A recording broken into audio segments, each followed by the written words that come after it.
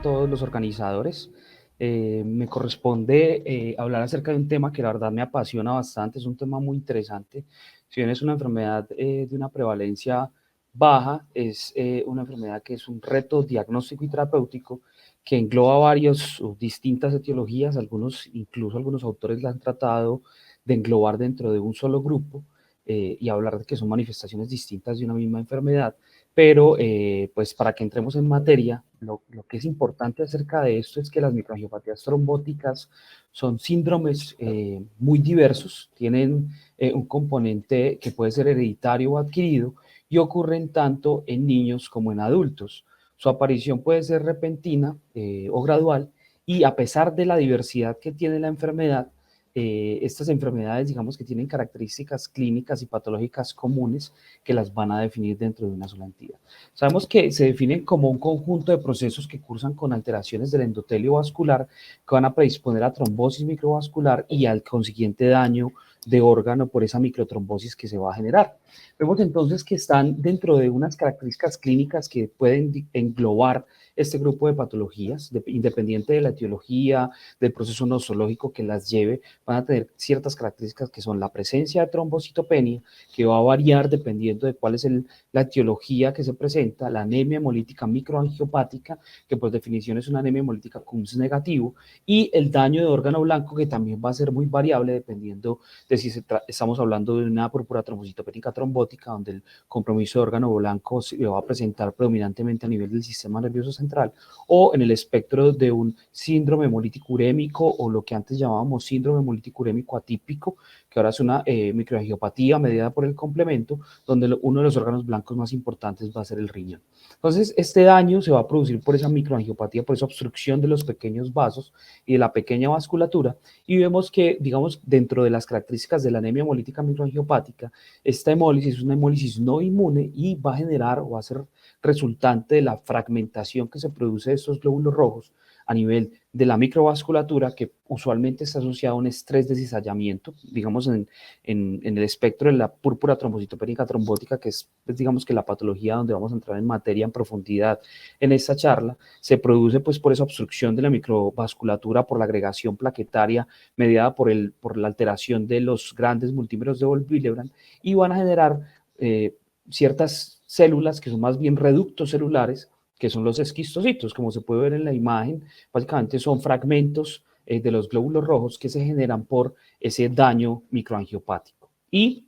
es una característica muy importante, esos esquistocitos no son muchas veces fáciles de observar y se requieren en ciertas ocasiones hacer extendidos de sangre periférica seriados para poder visualizarlos finalmente, ¿cierto? Que es importante. Entonces vemos, y esto es una gráfica de un artículo clásico del New England Journal of Medicine, donde se ve cuál es el espectro de la enfermedad. El centro de esto es la microangiopatía, la obstrucción del pequeño vaso que va a llevar al daño microvascular, pero dentro de esto tenemos un amplio espectro, digamos, de etiologías que están asociadas a la presencia de la enfermedad. La más importante o la de mayor prevalencia es la púrpura trombocitopénica trombótica, pues que fue incluso descrita hace ya casi 100 años, en 1924, el doctor Eli Moskowitz describió el primer caso en una mujer joven, pero también tenemos otras etiologías como son la microangiopatía trombótica medida por el complemento, la inducida por drogas, la asociada a deficiencia de cobalamina, que ya hemos tenido varios casos y que realmente tiene un traslapamiento importante con la clínica de la púrpura trombocitopénica trombótica, y entraremos en materia como tal aquí, hablando específicamente de la púrpura trombocitopénica trombótica, que por mucho es la más prevalente y la que más genera, digamos, un reto diagnóstico y terapéutico. Entonces vemos acá también la clasificación y, digamos, el tipo de etiologías que más relevancia tienen en los pacientes adultos son las adquiridas. Lo que es como tal el síndrome de Abshaw-Schulman, que es una deficiencia congénita de Adams 13, realmente no es tan relevante como lo vamos a ver en la epidemiología un poco en este tipo de pacientes adultos. Vemos entonces que esa es una línea del tiempo que también está en ese artículo clásico, y es interesante ver cómo en 1924 fue la primera descripción de un cuadro de microangiopatía trombótica y apenas 30 años después se acuñó otro tipo de término para tratar de hablar de esta enfermedad, y muchos de estos casos en el pasado o antes de este tiempo simplemente no había ningún tipo de abordaje ni de caracterización epidemiológica, ni etiológica, ni de ningún tipo. Y veamos cómo después con el tiempo fue surgiendo una diferenciación hacia los años 70 en diferentes etiologías que se enmarcaban dentro de este grupo de enfermedad de microangiopatía trombótica, y apenas hacia el 98 fue donde se descubrió que era la deficiencia adquirida o congénita de la metaloproteinasa ADAMTS13, que es la que va a clivar el factor de von Willebrand, los grandes multímeros en el punto A2, que es un punto de unión importante pues en la molécula, que está entre el punto de unión de colágeno y el punto de unión de la glicoproteína 1B, y posteriormente el aislamiento pues de los anticuerpos dirigidos contra la ADAMTS13, que es, digamos, el factor etiológico más importante, y otros tipos, digamos, de etiologías, lo que tiene que ver con la deficiencia del factor H con la vía alterna del complemento, lo que tiene que ver con la participación del el Cerovar 0157H7 de la Escherichia coli, que va a ser relacionado con el síndrome hemolítico urémico, y posteriormente el surgimiento de otros nuevos tratamientos. Durante casi 15 años el único tratamiento disponible fue el recambio plasmático y los glucocorticoides, y ya con el advenimiento de otros medicamentos como el rituximab, el eculizumab en los casos del síndrome hemolítico urémico atípico o microangiopatía mediada con el complemento, ya pues tenemos otro arsenal terapéutico. En cuanto a la púrpura trombocitopénica trombótica, sabemos que ha cambiado su definición en el tiempo. Inicialmente se definió como únicamente la presencia de la triada o la pentada clínica, que realmente tiene una prevalencia que no es la adecuada para yo definir exactamente que se trata de una púrpura trombocitopénica trombótica, ¿cierto? Y vemos que inicialmente se utilizaban los síntomas clínicos de esta enfermedad con el compromiso multivisceral predominantemente neurológico y la presencia de una anemia hemolítica microangiopática, una trombocitopenia grave refractaria, ¿cierto?, que constituían esa triada clínica inicial. Posteriormente, y ya con la realización de la prueba, ¿cierto?, de la ADAMTS13,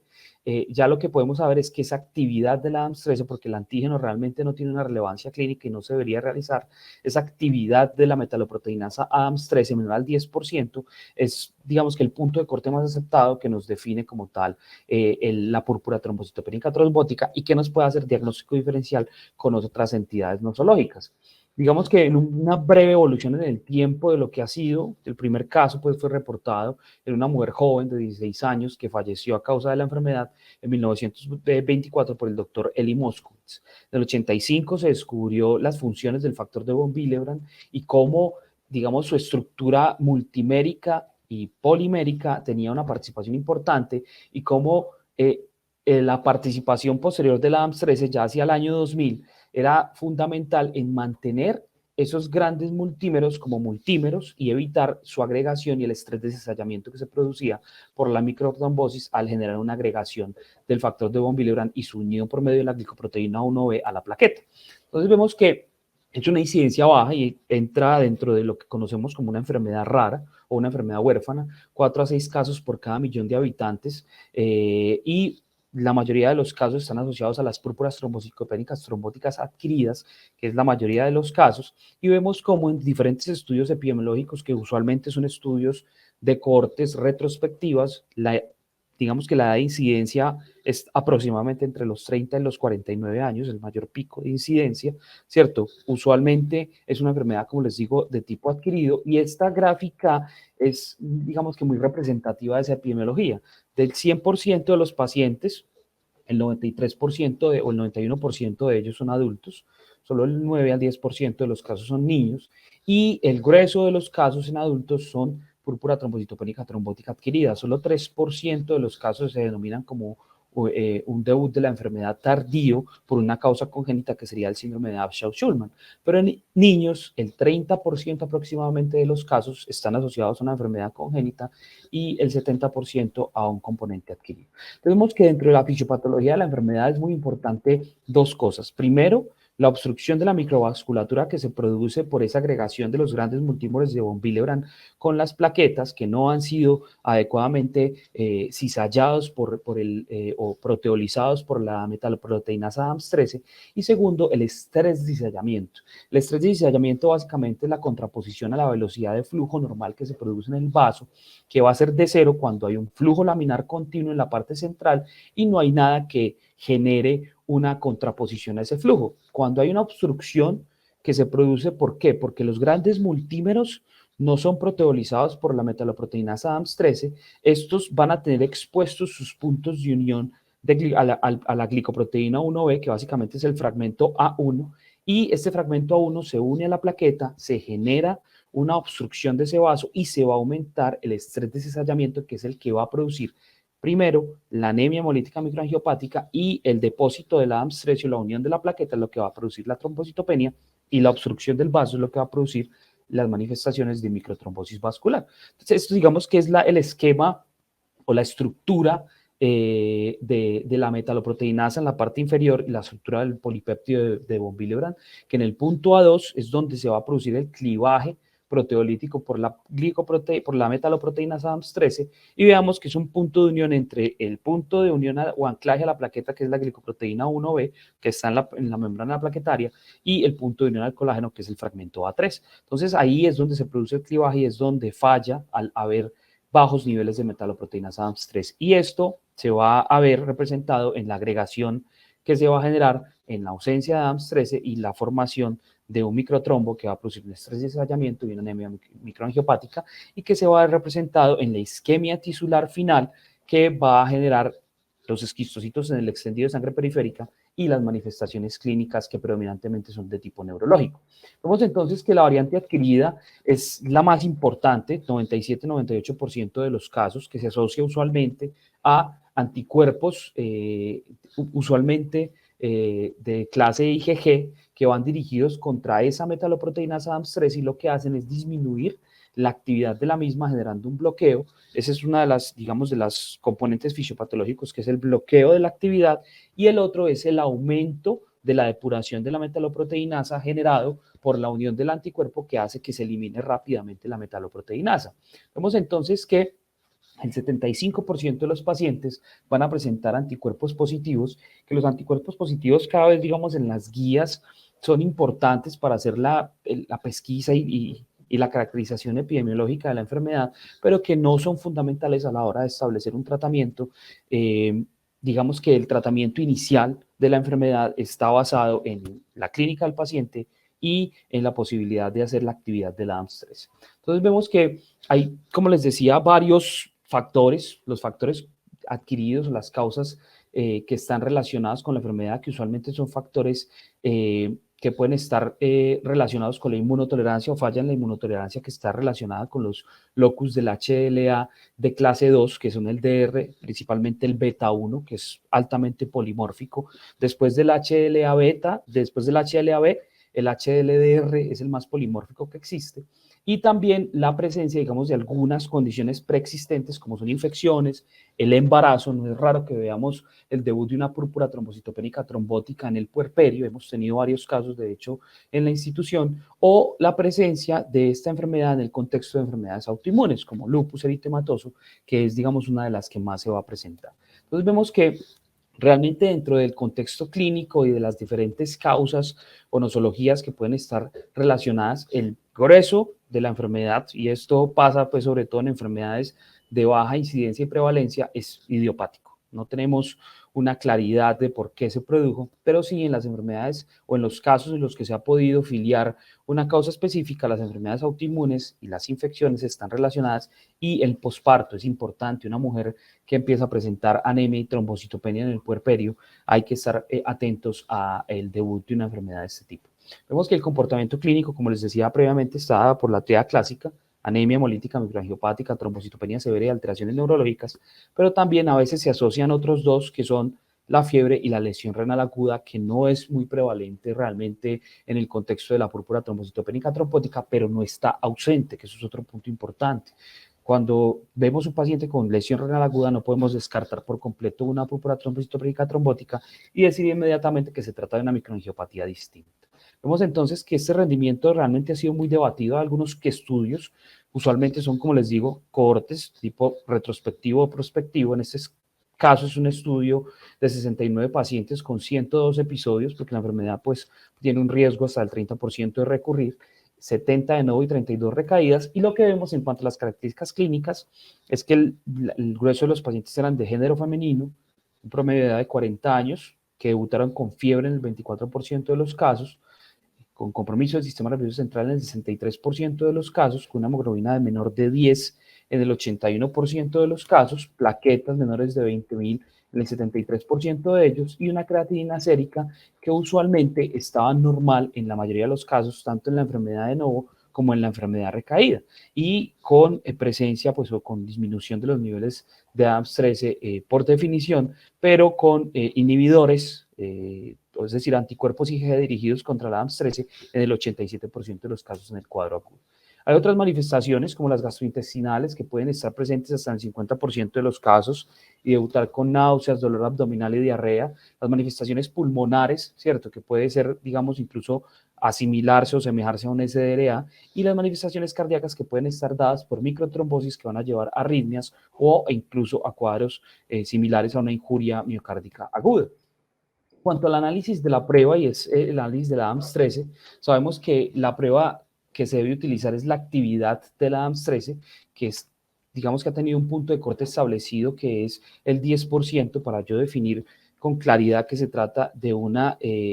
púrpura trombocitópica trombótica. Algunos autores hablan de 6% y otros son un poquito más liberales con el punto de corte y lo suben hasta un 20% para no descartar por completo la presencia de la enfermedad. Digamos que una actividad mayor del 20% es muy poco probable que se trate de un 10, de un 20% sigue habiendo algún riesgo, pero menor del 10%, casi que con claridad se trata de una púrpura trombocitopénica trombótica, porque con ese porcentaje, por debajo de ese porcentaje de actividad es donde se empieza a generar una acumulación de los multímeros de von Willebrand. Entonces es un importante, también es importante tener en claro que no en todos los centros se dispone de la prueba. ¿Por qué? Porque el costo es alto, porque hay algunas dificultades técnicas y requiere un adecuado entrenamiento para hacer la prueba y la interpretación adecuada. Y tercero, porque no se tiene disponible en muchos centros en Colombia la posibilidad de hacer la prueba. Vemos entonces que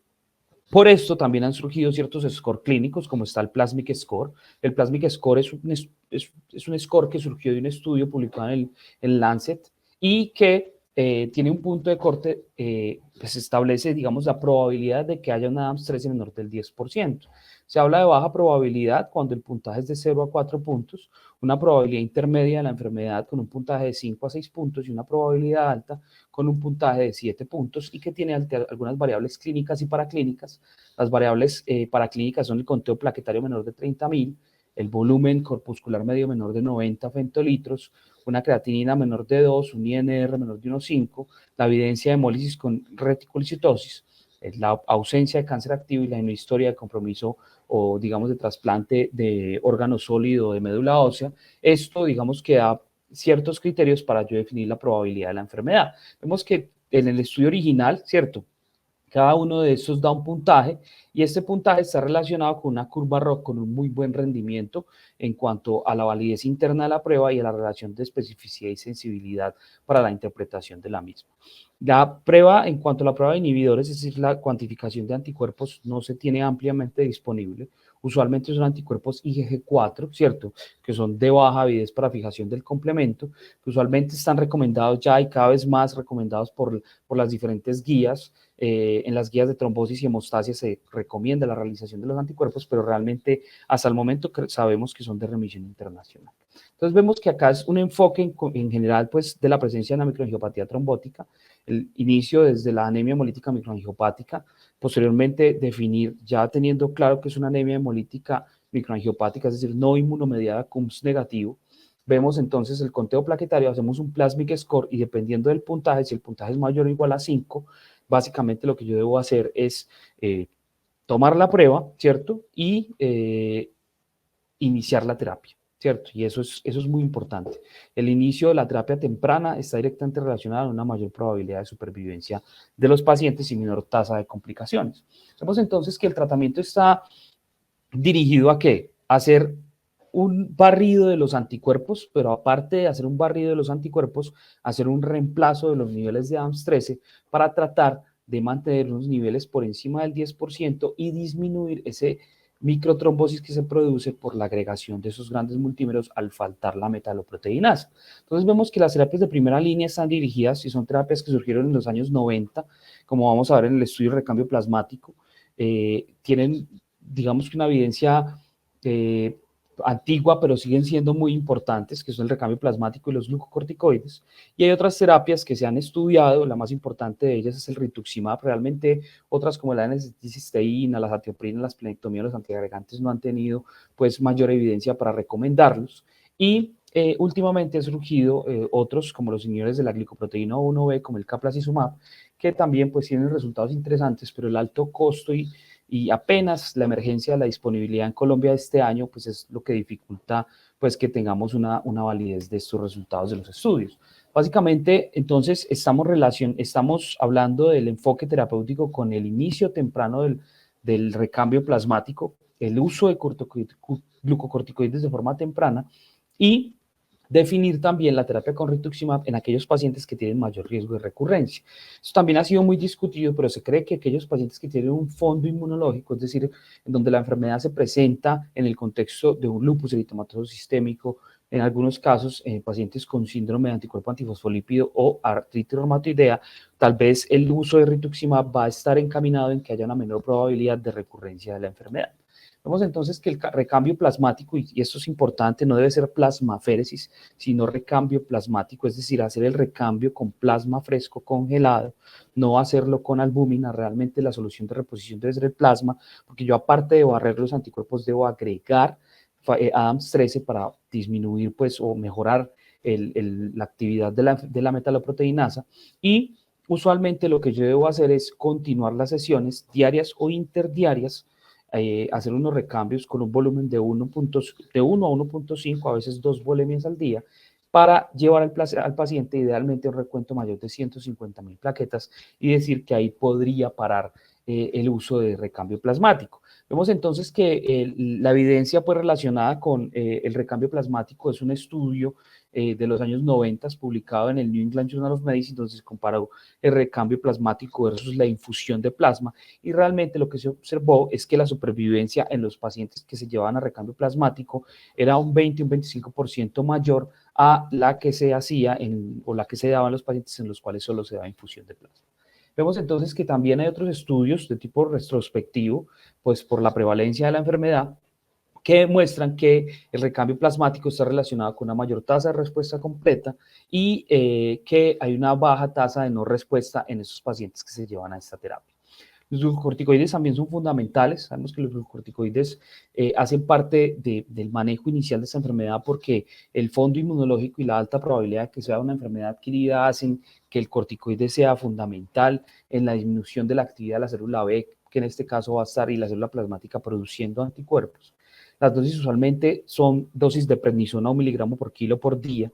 durante 3 semanas con un descenso progresivo, o metilprednisolona a dosis de 10 miligramos kilo día por 3 días y luego 2.5 miligramos kilo día por los siguientes 23 días con un descenso progresivo o con un cambio, con un switch a manejo oral con prednisona. Y el rituximab, que realmente pues la evidencia no es fuerte, son estudios de tipo, estudios de cortes, pero lo que muestra el uso de rituximab es que realmente alcanza tasas de respuesta completa mayores que aquellos pacientes que no fueron llevados a terapia con rituximab y disminuye el número de días hasta alcanzar la respuesta completa y disminuye la tasa de recurrencia de la enfermedad, que es otro punto importante. Como les decía, hay otras terapias que se han probado en N-acetilcisteína, esplenectomía o antiagregantes, pero es importante tener en cuenta que también hay un riesgo hemorrágico en estos pacientes, dada la trombocitopenia severa que se presenta, y el uso de antiagregantes no han mostrado realmente una buena evidencia, no tienen un estudio bien diseñado, no se deberían utilizar en este contexto. La esplenectomía emergente realmente no tiene ninguna indicación, y la esplenectomía en el momento posterior para disminuir la recidiva tampoco tiene un papel muy claro, y otros medicamentos como la N-acetilcisteína para tratar, digamos, de reducir esa agregación de los grandes multímeros tampoco ha mostrado una evidencia fuerte. ¿Qué otras terapias hay? Ya digamos que finalizando pues esta parte, y es que el caplacizumab es un medicamento que ha surgido, que tiene dos estudios, un estudio fase 2 que es el estudio Titán y un estudio fase 3 que es el estudio Hércules, publicado en el New England Journal of Medicine, que es un inhibidor directo de la glicoproteína 1B, del factor de von Willebrand, de la unión de la glicoproteína 1B al factor de von Willebrand, y lo que ha mostrado aparentemente es un menor tiempo hasta la remisión completa, una menor tasa de sangrado y un menor número de recaídas, pero vemos que el desenlace de este estudio, que es el estudio de Hércules, que es un ensayo clínico aleatorizado, doble ciego, de 145 pacientes, que los aleatorizaron todos iban a recambio plasmático, es importante, pero fueron aleatorizados además al uso de caplacizumab, a una dosis de 10 miligramos subcutáneos, intravenoso el día 1 y posteriormente subcutáneo en los siguientes 10 días hasta los 30 días después de haber finalizado el último recambio plasmático, versus placebo, cuyo desenlace primario fue el tiempo de normalización del conteo plaquetario, y ya los desenlaces secundarios fueron un compuesto de muerte, recurrencia de la enfermedad, eventos trombóticos y normalización pues del el hemograma. Vemos entonces que acá, en cuanto al desenlace primario, que fue el tiempo de la normalización del conteo plaquetario, se observa que hay un tiempo menor de normalización, aproximadamente unos 3 a 5 días menos en cuanto a la normalización del conteo plaquetario comparado con placebo. Todos los pacientes fueron llevados a recambio plasmático y era electivo el uso del glucocorticoide, es decir, no era 100% de los pacientes que hubiesen utilizado glucocorticoide. Y en los desenlaces secundarios también se observó pues menor tiempo hasta la respuesta completa, menor tasa de muerte, aunque realmente es un desenlace secundario, y menor tasa de complicaciones. Vemos entonces que realmente pues el estudio muestra que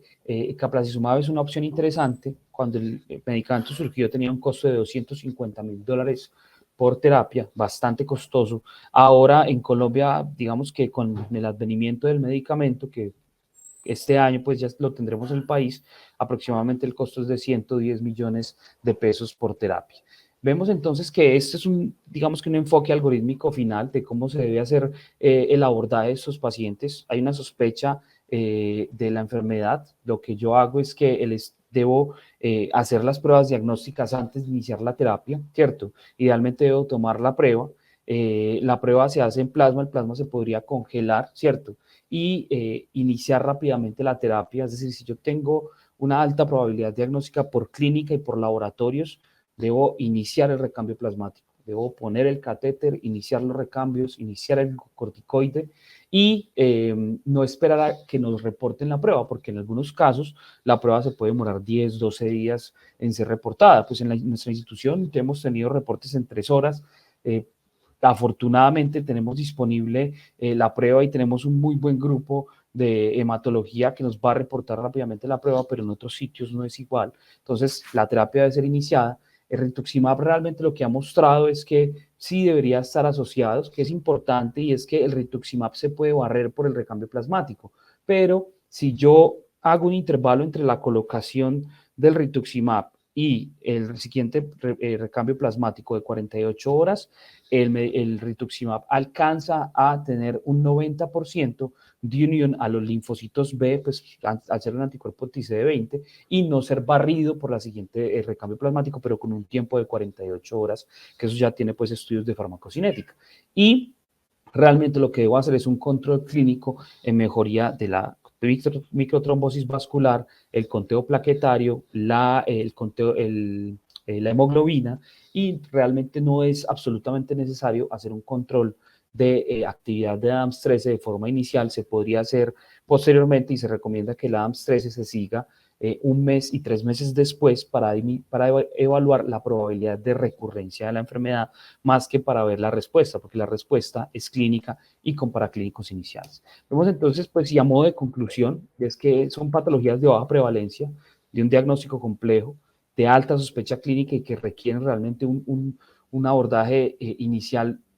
multidisciplinario, porque la terapia es una terapia que no está ausencia de morbilidad, ¿cierto? La colocación de un catéter que puede ser potencialmente mórbido y la realización de recambios plasmáticos que pueden generar una sobrecarga de volumen, el costo, obviamente, de los recambios con plasma que van a requerir, dependiendo del peso del paciente, entre 15 y 20 unidades de plasma por día de recambio, y que el pilar del manejo sigue siendo el recambio plasmático, el glucocorticoide, la adición de rituximab usualmente en los pacientes que tienen un fondo inmunológico donde hay una mayor probabilidad de recurrencia, y la toma de la prueba antes de hacer el primer recambio plasmático es fundamental para la confirmación diagnóstica. Se recomienda también, ojalá, poder realizar los anticuerpos, aunque sabemos que hay dificultades porque son de remisión usualmente internacional, y pues ya iremos mirando cuál es la posibilidad de utilizar medicamentos como el caplacizumab, que por su costo, pues digamos que es un poquito difícil la utilización. Les agradezco mucho la atención y pues estoy atento a las preguntas que tengan. Muchas gracias, doctor Pineda. Estupenda revisión de la TMA, de la microangiopatía trombótica. Quiero presentar excusas en nombre del comité organizador. Se nos prolongaron los tiempos como en algunas pruebas de coagulación sin que eso signifique patología, al revés, muy relevante clínicamente lo que hemos visto. Entonces, doy las gracias nuevamente y quiero abrir entonces a la sesión de preguntas que incluye por el momento tres preguntas. La primera formulada por Isaías Enrique Herrera Galíndez, quien dice, ¿la anemia hemolítica puede estar relacionada con algún tipo de linfoma? ¿Cuál sería el tratamiento o manejo? Bueno, realmente la anemia que se produce en el contexto de la microangiopatía trombótica